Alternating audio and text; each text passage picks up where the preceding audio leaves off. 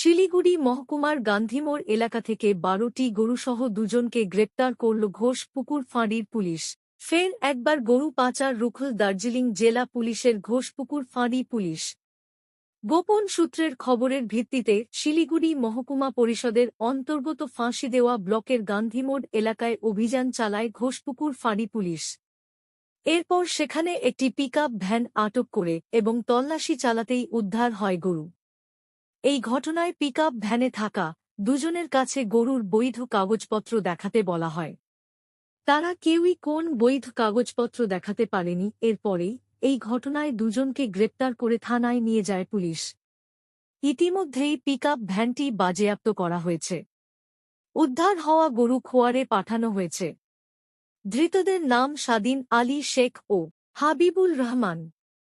স্বাধীন আসামের শ্রীরামপুর এবং হাবিবুল ডালখোলা বাসিন্দা। দার্জিলিং জেলা পুলিশের ঘোষপুকুর ফাঁড়ির পুলিশ সূত্রে জানা গিয়েছে, ওই পিকআপ ভ্যান থেকে মোট ১২টি গরু উদ্ধার হয়েছে। উদ্ধার হওয়া গরু বিহার থেকে নিয়ে আসা হয়েছিল, তবে কোথায় পাচারের উদ্দেশ্যে নিয়ে যাওয়ার ছিল তা জানা যায়নি। যদিও পুলিশের